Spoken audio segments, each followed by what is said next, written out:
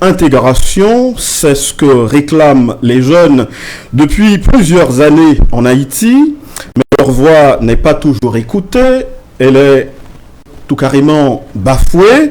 Cette catégorie sociale est laissée pour compte alors qu'elle représente une grande partie, dirais-je, de la population haïtienne. En Haïti, les audaces, les ambitions, voire les germes de génie des jeunes sont souvent relégués au second plan, sinon bafoués. Aujourd'hui, les jeunes conscients réclament la place qui leur revient, mais un manque d'engagement citoyen les empêche de redéfinir leur destin. Jeunesse et engagement citoyen pour une nouvelle Haïti. Voilà pour notre sujet ce matin, sinon aujourd'hui. Et notre invité conférencier, c'est un jeune fougueux, dynamique comme lui seul, toujours présent sur les réseaux et sur les grandes places où s'agitent les grands débats. Il est avec nous à Agora. C'est Kenley Jean-Baptiste à qui je dis bonjour ou bonsoir, Kenley. Monsieur Georges Alain, présentateur, chers débatteurs, amis téléspectateurs, internautes, auditeurs, je suis fier comme un coq en ayant la chance de participer à cette émission en vue de présenter une sorte de conférence. Alors je félicite l'initiative prise par la radio-télévision Caraïbe pour cette belle, majestueuse émission. Et je pense qu'à travers cette émission-là, je suis tenu de faire une intervention axée sur le thème jeunesse et engagement citoyen pour une nouvelle Haïti. Et voilà, on va parler de la jeunesse et autour de la table, il y a des jeunes. Je commence par Webens Gervilus, il est juriste, journaliste et coach en développement personnel, c'est le motivateur. Bonjour. Bonjour Georges, bonjour aux débatteurs, bonjour aux internautes et les gens qui nous suivent à travers les plateformes de la radio-télévision Caraïbe. C'est un plaisir pour moi d'être là pour débattre, pour parler de la jeunesse et de l'avenir de ce pays. Voilà, c'est un plaisir pour nous de vous accueillir également. Gervilus, à côté de Gervilus, il y a la belle Stéphanie Ezna. Elle est juriste en formation, fondatrice et présidente de l'organisation d'aide sociale à l'enfance pour un avenir meilleur. Bonjour. Bonjour Georges, bonjour à notre très cher invité, bonjour à vous tous ici présents et c'est un plaisir pour moi de partager ce plateau avec vous. Voilà, le plaisir est partagé. Evenson, point du jour, étudiant en 4e année en sciences juridiques à la faculté de droit et des sciences économiques de Port-au-Prince. Bonjour. Bonjour monsieur Georges Alain, bonjour chers conférenciers, bonjour mes chers amis débatteurs, bonjour aux téléspectateurs ainsi que les auditeurs. C'est un plaisir pour moi aujourd'hui de participer à ce grand débat, monsieur. Voilà, Jonathan Mémorant, en sciences politiques. Tout court, il est politologue. Bonjour. D'accord. Merci beaucoup et bonsoir tout le monde. Et bonsoir Jean-Baptiste, bonsoir Georges. Donc c'est un plaisir encore pour me participer dans aucune chaîne et émission ça qui c'est Agora, qui sont un espace côté que nous pourrons débattre. Et surtout, nous parlons débattre sur un sujet qui est assez crucial et parler de qui c'est jeunesse. Voilà, et il faut donner à César ce qui est à César. La belle Johanna est avec nous, elle est journaliste. Bonjour. Bonjour Georges, bonjour tout le monde. Mon nom c'est Johanna César et je suis vraiment enchantée d'être là. Voilà, et le dernier débatteur, c'est quelqu'un qui a un nom long comme le bras, mais je ne vais pas donner son nom complet, je dirais tout simplement qu'il est Raymond Christley. Il est mémorant en relations internationales. Bonjour. Bonjour Georges, bonjour Kenley, bonjour chers débatteurs. Je salue également les téléspectateurs et téléspectatrices ainsi que les auditeurs et auditrices de la radio-télévision Caraïbe. Aujourd'hui, je me sens très heureux d'être là avec vous sur ce plateau. Et voilà, nous sommes tous heureux pour mener le débat autour de la jeunesse, de l'engagement citoyen pour une nouvelle Haïti. Ça se passe sur Agora.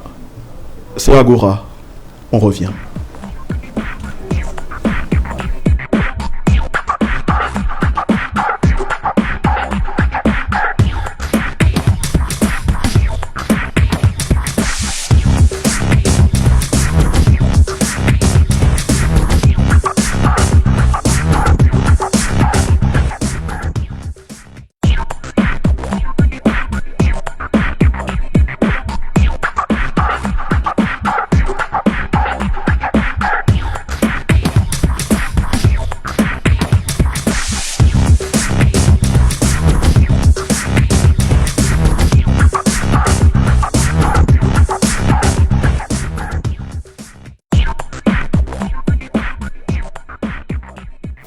Et voilà, vous suivez Agora sur Radio, Télévision Caraïbe et sur nos différentes plateformes intelligentes.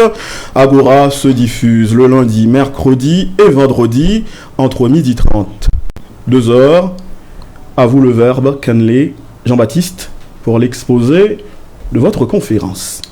Merci de m'avoir octroyé la parole. Jeunesse et engagement citoyen pour une nouvelle Haïti. Et la plupart des conférences que moi fais, moi toujours présenté que j'aime le concept jeunesse là. L'ONU, l'Organisation des Nations Unies, dit clairement que l'âge de jeunesse c'est entre 18 à 25 ans. Mais il y a des gens qui croient que véritablement c'est pas question de l'âge. Quand on parle de la jeunesse, c'est une question de mentalité. Alors, par rapport à ma conception vis-à-vis de ce concept-là, je veux répondre à cette question. C'est quoi la jeunesse?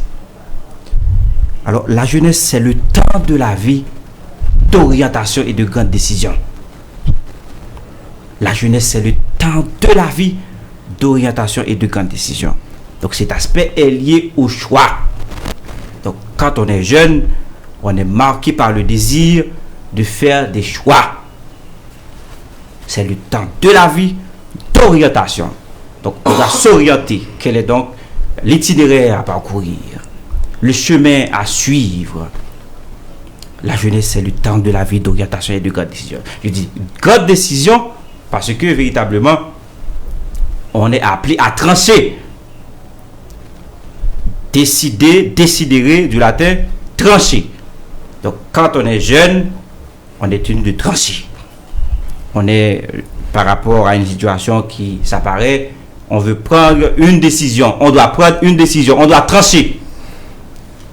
Est-ce que je dois venir réaliser cette émission à la Radio Caraïbe ou bien aller à la piscine? Je dois faire un choix. Donc, quand on est jeune, on est appelé à choisir. La jeunesse, c'est le présent. La jeunesse, c'est le présent.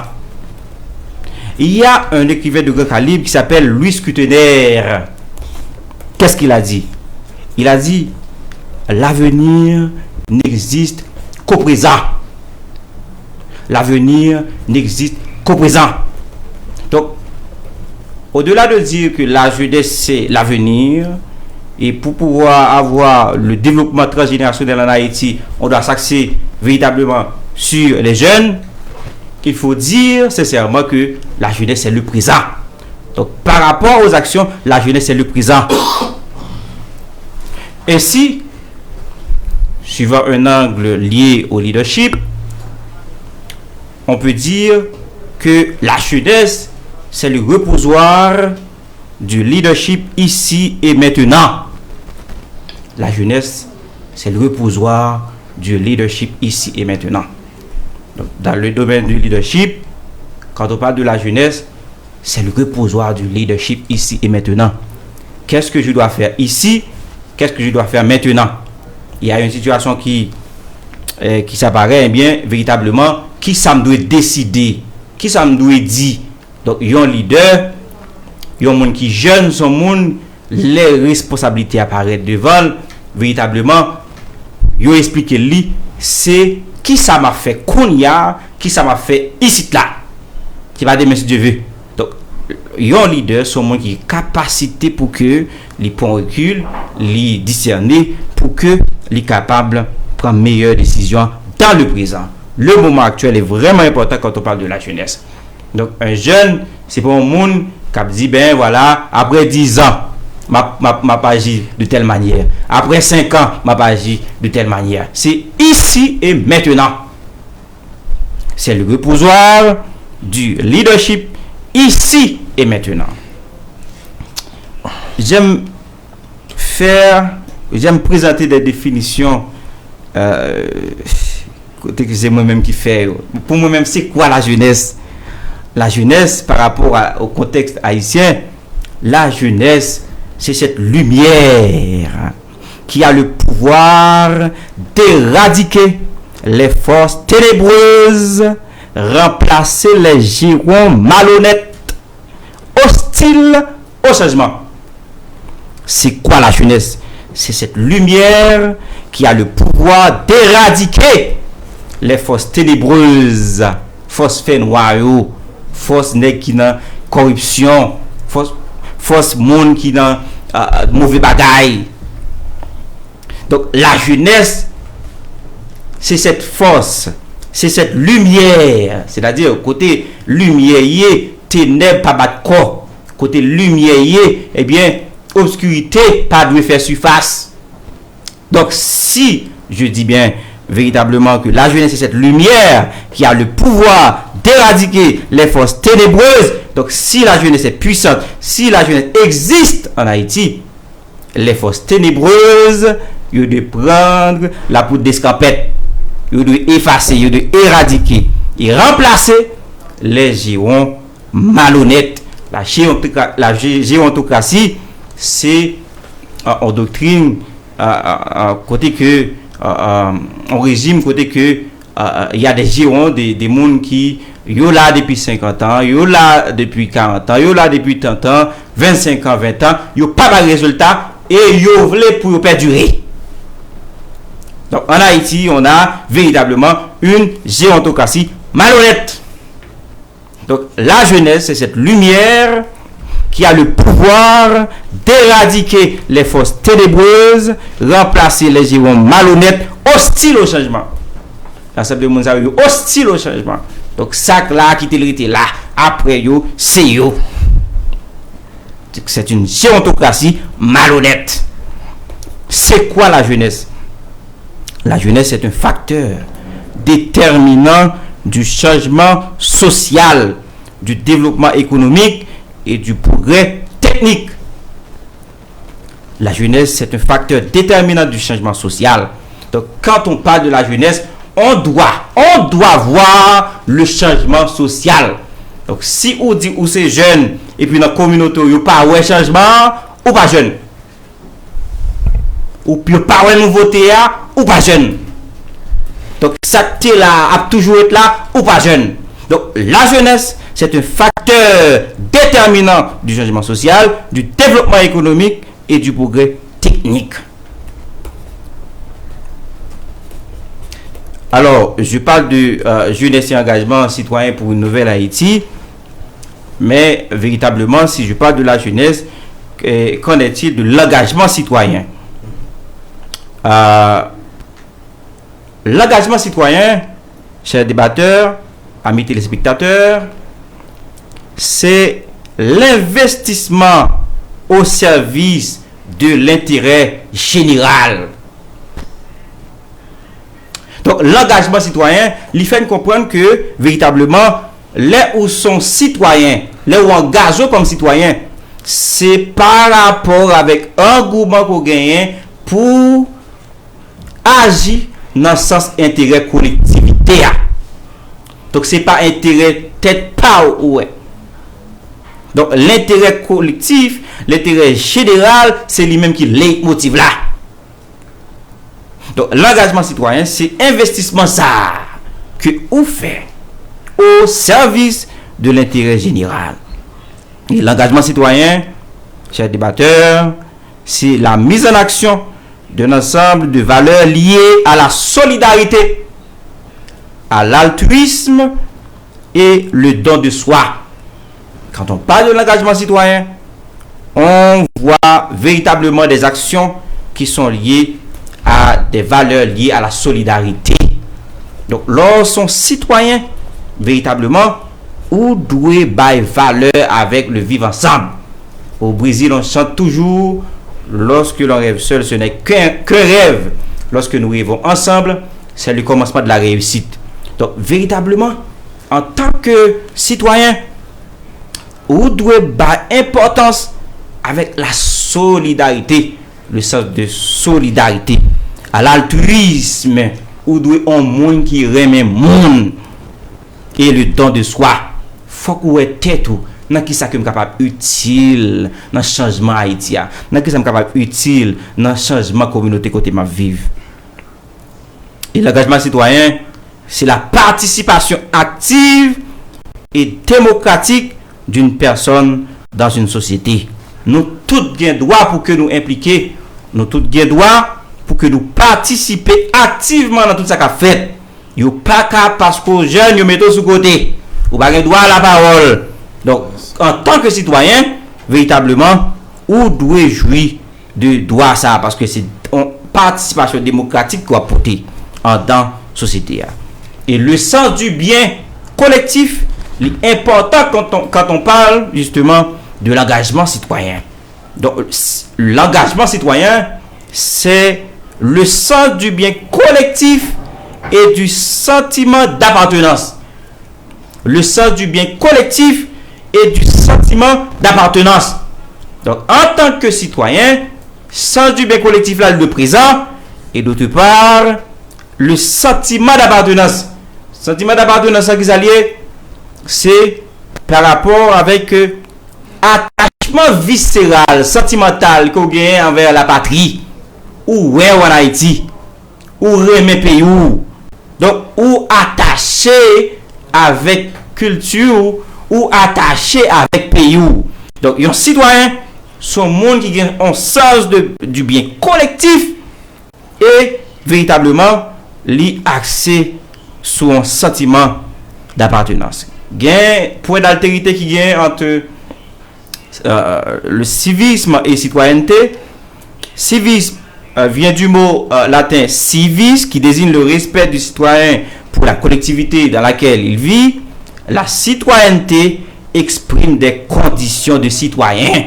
Donc quel que soit côté dans le monde là, vous parlez de citoyenneté, de citoyen, il y a des conditions qui sont liées à ça. C'est pas parce que bon ou 50 ans sont citoyens. Ah, mais ils sont citoyens dans la zone là. Parce qu'il y a 60 ans. Ils sont citoyens. Donc mon yo banalisé en quelque sorte concept ça, il y a des conditions qui véritablement accès pour capable expliquer qui ça qui citoyenneté. Donc la citoyenneté exprime les conditions du citoyen. Alors, si me dit il y a des conditions, il y a des obligations, m'a signalé quelques par rapport à la loi mère du pays, la Constitution, dans l'article 52.1 de la Constitution amendée le 9 mai 2011, il dit clairement qu'il y a des obligations dans l'ordre moral, dans l'ordre politique, dans l'ordre social qu'on doit respecter en tant que citoyen. Et que faut respecter les lois. En tant que citoyen, faut respecter les lois. Faut respecter la Constitution. Donc, il y a des gens qui ont regardé, qui sont capables de dire, il y a des gens qui, parfois, au timon des affaires, ils ne sont pas citoyens parce que parfois, ils ne pas respecter la loi. Ils ne pas respecter la Constitution. Donc, son obligation que lié. Donc, il faut respecter les lois. Porter assistance aux personnes en danger. Donc, il est son citoyen ou doit battre pour porter assistance. L'homme en danger, c'est pas courir faire photo. Donc, c'est montrer, ou même comme jeune, dans qui ça est capable utile par rapport à telle situation. Et d'autre part, il faut voter aux élections sans contrainte. Ça, c'est pas un cap deal, c'est par rapport à des obligations qui sont axées sous article 52.1 Constitution. Donc, voter aux élections sans contrainte. Maintenant, ou jouir de droits civils et politiques ou à 18 ans, ou capable de voter à 18 ans, gon enjeu là, quand on parle de la jeunesse, quand on parle des droits politiques, véritablement, où ces citoyens sont capables de voter, droit de se porter candidat. Là, il y a un problème. Comme jeune, pour qui ça, ou dit que moi jouis de droits civils et politiques, moi, à 18 ans, mal voté, monsieur Intel, c'est le cas là, et que j'ai pas ce droit. Alors, j'ai le droit, alors pour toi, j'ai pas ce droit, pour que moi-même, moi, porter mon candidat à 18 ans. Donc, il y a des barrières que un système mettait pour véritablement hypnotiser un groupe de monde pour qu'a toujours été du monde 2000, pour qu'a toujours été monde qui a décidé pour vous, sans que les droits civils et politiques ou pas jouer de eux. Donc quand on parle de droit, c'est droit politique, il m'a rendu avec citoyenneté, avec son citoyen voter, droit, etc. Mais il accepte tout sous droit pour poto candidat.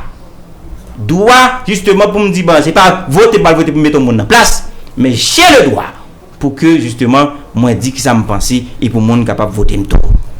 Et d'autre part, il y a une obligation, il faut se former et perfectionner. Son obligation, c'est-à-dire par rapport à la constitution haïtienne, son obligation pour former tout, son obligation pour perfectionner. Ça veut dire un monde qui était couché dormi, donc si monter sous épaule et constitution, il y a de Québec monsieur Khalil. Son obligation pour aller à l'école, son obligation pour apprendre métier, son obligation pour perfectionner tout. Et pour être là, on fait domino. Donc, au-delà de porter assistance aux personnes en danger, respecter les lois, voter aux élections sans contrainte, que moi demander pour que, par rapport à ces droits, pour que l'on jeune, puisqu'il a voté, fait qu'il a candidat tout, moi, il faut se former et perfectionner. Par ailleurs, il y a une obligation qui gagne, c'est respecter scrupuleusement les deniers et biens de l'État. Comme citoyen, on doit respecter scrupuleusement l'argent de l'État, bien l'État. Ça veut dire que on monde qui dit le jeune, qui dit le leader, et puis là, boulon l'école nationale, il n'est pas leader, il n'est pas un citoyen. Il faut respecter scrupuleusement les deniers et biens de l'État.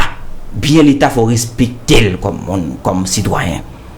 Et d'autre part, parler de taxes. Il me reste combien de temps, combien de minutes, monsieur Jojalin? Allez-y. Exactement. Disons dans les 5-10 minutes. Ok, véritablement. Maintenant, on vit en Haïti, il y a une situation sociale grabataire, récurrente et délétère. Nous vivons dans insécurité sociale. Insécurité sociale là, m'a demandé véritablement, non seulement avec gangstérisation dans le pays, à côté pour pas aller, ou pas passer Matissan, ou pas aller dans l'ouest dans le pays, et pas de paix, Jean-Abel, mais surtout l'insécurité sociale, moi je vais axer sur insécurité alimentaire. Pour moi, c'est le grand danger. C'est le grand danger. Et ça est capable d'un artifice qui stimule que gangstérisation articulée comme ça dans le pays. Il y a environ 6 millions de monde qui ne peuvent pas manger dans le pays. Ça veut dire extrême pauvreté. Ils ne pas levé grand matin, ils ne peuvent pas manger, on perd Zabouka. Ok? Donc ça a montré que Haïti est dans une situation sociale grabataire. Il est dans une situation côté que l'insécurité sociale là, la taille banda. Nous vivons en Haïti côté que une déchéance sociale et morale. Côté que il est vraiment difficile pour que nous reconnaître valeur, nous vendre valeur. En plus, mon a regardé, on dit que eh bien nous censés perdre valeur. Donc nous vivons une déchéance sociale et morale. Ça fait que au lieu pour que un ensemble de jeunes capables bailler temps avec des bagages constructifs, yo passer temps dans chawa bodeguette. Nous vivons en Haïti côté que gon inégalité sociale. Il y a une inégalité sociale criante côté que quel que soit côté paraître dans quelle que soit la ville là, gen en haut, gen en bas. Gen moun en dehors, gen moun la ville. Et moun sa yo, c'est un coup cette catégorie là, li c'est moun, yo c'est moun et l'autre là pas moun. Ou paraît en bas la ville, en haut la ville. Ou même en dehors cette culture de on capable dire d'amplifier cette disparité dans la tête mondiale. Donc nous, mon pays, côté que nous faisons promotion pour inégalité. Nous, mon pays, côté que il y a une éducation au rabais. Il y a environ, chers débatteurs, 40% jeunes qui analphabètes dans le pays. C'est-à-dire, vous mettez un livre devant vous, vous mettez non cafou là, pas passer là, et puis la passer. Parce qu'il parle, il pas ouais ça qui écrit. Donc ça sont méga problèmes. Et je pense que chiffre ça que Balbala li pour actualiser. Il y a 3% jeunes dans le pays qui ont accès à rentrer dans l'université. Parce que me dit le cas actualisé, et ça fait des jours côté que moi ouais que dans l'université de l'État, c'est 16, 15, 12, 11 qui inscrit. Donc si notre passé c'est 3%, donc nous avons 0,5% dans le pays si l'État pas dit un mot. Chômage exponentiel, c'est un appareil qui exprime cette situation sociale économique gravataire. Il y a environ 51% jeunes dans le pays qui sont au chômage. Et c'est malheureux. Et nous sommes capables de constater comme jeunes, nous sommes dans un stade côté que dirigeants n'ont pas suspendre faire promesses. Maintenant, puisque nous sommes des citoyens, nous avons des responsabilités. Puisque nous sommes citoyens, nous avons des obligations que nous devons respecter.